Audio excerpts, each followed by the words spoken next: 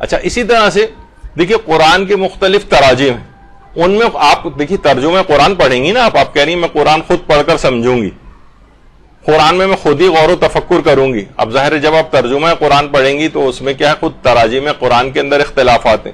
یہاں تک کہ ہمارے برادران اہل سنت میں کتابیں اس پہ لکھی گئی ہیں قرآن مجید کی غلط ترجموں کی نشاندہی کے نام سے. ہمارے ہاں تو معروف جو تراجم ہے اس کے اندر ماشاءاللہ کوئی ایسی غلطی نہیں ہے، لیکن ان لوگوں نے بہرحال اپنے تراجم کے اوپر کام کیا اور اس میں بہت ساری غلطیاں کی نشاندہی کی. تو آپ کون سے والے ترجمے کو لیں گے؟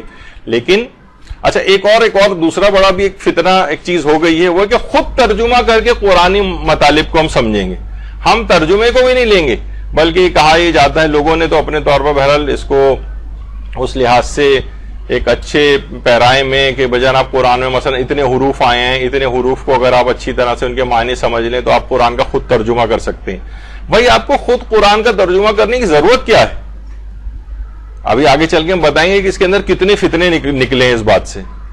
جب اتنے بہترین علماء نے ہمارے قرآن کے ترجمے جو ہے کر دیے ہیں، جو ماہرین ہیں، جنہوں نے جو علوم بھی اتنے رکھتے ہیں، قرآن کے اوپر بھی اتنا عبور رکھتے ہیں، مفسر قرآن بھی ہیں، انہوں نے بہترین تراجم کر دی ہیں، تو آپ کو ذاتی طور پر خود سے ترجمہ کرنے کی کیا ضرورت پیش آ گئی؟ مثلا مولانا سید فرمان علی کتنے زبردست، آپ نے آج بھی تقریباً ہر گھر کے اندر مولوی فرمان علی کا ترجمہ قرآن جو ہے وہ موجود ہے. اور بڑی ویسی شخصیت تھی ان کی، سید فرمان علی کی. اور یہاں تک کہ ان کے ایک دوست تھے رحمت اللہ نام کے، جو برادران اہل سنت سے تعلق رکھتے تھے لیکن بے تکلف دوست تھے. انہوں نے ایک دفعہ ان پہ طنز کر دیا تھا کہ شیعوں میں حافظ قرآن نہیں ہوتے، تو انہوں نے فقط 5 مہینے میں پورا قرآن حفظ کر لیا تھا، اور ایسا قرآن حفظ کیا تھا کہ الحمد سے لے کر والناس تک بھی سنا سکتے تھے، اور والناس سے معکوساً الحمد تک بھی جا سکتے تھے. تو اس طرح سے انہوں نے کیا تھا. اور علم کے لحاظ سے اس قدر وہ تھے کہ جب یہ ممتاز الافاضل کا امتحان دے رہے تھے تو ان کا پرچہ جو ہے وہ سید محمد کاظم یزدی نجف سے ان کا بن کر آیا تھا، جو صاحب عروۃ الوثقی ہیں.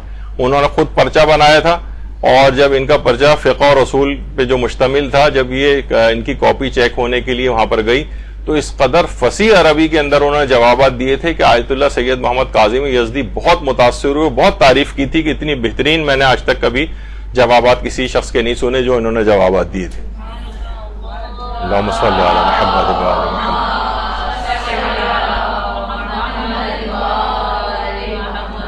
تو آپ نے سنا کہ حافظ قرآن بھی تھے اور کتنے زبردست حافظ تھے، اور بہرحال لیکن قسمت نے اتنی یاوری نہیں کی، اور فقط 40 سال کی عمر میں بھی ایک بیماری کے نتیجے میں یہ وفات پا گئے.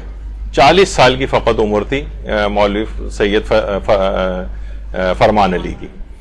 اچھا اس کے بعد مولانا سید مقبول احمد دہلوی، دہلی سے جن کا تعلق تھا، یہ پہلے غیر شیعہ تھے، بعد میں انہوں نے شیعہ مذہب قبول کیا تھا. اور مولوی مقبول احمد صاحب کا ترجمہ قرآن بھی کتنا زیادہ مشہور ہے.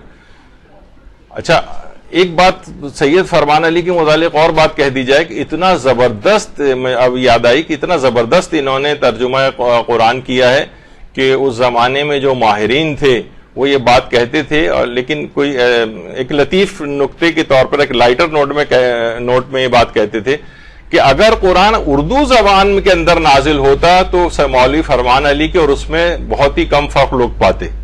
یعنی اس اتنا ایکوریٹ ترجمہ اور اتنا بہترین ترجمہ انہوں نے جو ہے وہ کیا تھا.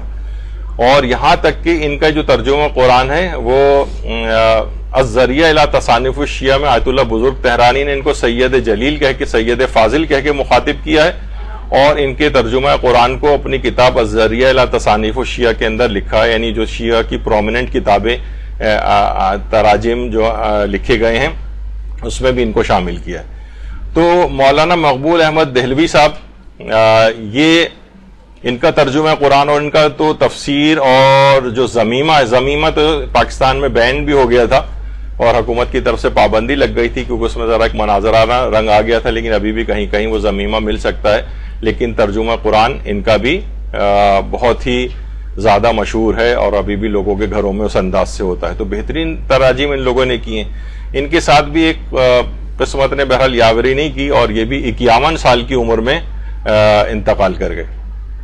غالباً کوئی ایکسیڈنٹ وغیرہ ہوا تھا کہ جس میں ان کا بیمار ہو گئے تھے اور اس کے بعد انتقال کر گئے. پاکستان میں اس وقت مولانا محمود حسین نجفی صاحب ہیں. ان کا ترجمہ قرآن بھی بہت اچھا ہے, اور اس کے علاوہ علامہ ذیشان حیدر جوادی صاحب کا ترجمہ قرآن جو ہے وہ بھی بہت اچھا ہے, وہ لے کر لوگ اس کو پڑھ سکتے ہیں. اس کے علاوہ آیت اللہ علی نقی نقن صاحب, ان کا ترجمہ قرآن اور جو تفسیر ہے, لیکن ترجمہ قرآن اس لحاظ سے کافی بہترین ہے. اور اس کے علاوہ مفسر قرآن علامہ شیخ محسن علی نجفی, ماشاءاللہ علماء میں سے حیات ہیں یہ, اور ان کا تفسیر قرآن تفسیر کوثر کے نام سے جو شائع ہو چکی ہے, انٹرنیٹ پہ بھی اویلیبل ہے, بہترین تفسیر ہے, بہترین ترجمہ ہے. تو جب یہ اتنے بہترین تراجم موجود ہیں اور لوگ کہہ رہے ہیں کہ جناب مثلا مولوی فرمان علی کا اتنا بہترین ترجمہ ہے کہ شاید قرآن اگر اردو میں نازل ہوتا تو کوئی خاص فرق نہیں ہوتا اس میں, جب یہ موجود ہے تو ہمیں خود سے ذاتی طور پر ترجمہ کرنے کی کیا ضرورت ہے, جس کے اندر امکانات بہت اس بات کے ہوں گے کہ ہم بہت غلطیاں کریں گے, کچھ کے کچھ معنی بن جائیں گے. تو یہ سب انحرافات ہیں, اس کی طرف ہرگز نہ جائیے گا. ٹھیک ہے, وہ جو افراد سکھاتے ہیں کہ اتنے قرآن کے حروف کو اگر سیکھ لیا جائے تو آپ خود سے بھی کر سکتے ہیں ترجمہ, ٹھیک ہے, ایک علم کے طور پر چیز سیکھ لی جائے, اس میں کوئی ایسا حرج نہیں ہے, لیکن خود سے ترجمہ کرنے میں بہت گڑبڑ ہے اور بہت زیادہ انحراف کا انسان شکار ہو سکتا ہے کہ خود سے ترجمے کرنے شروع کر دے.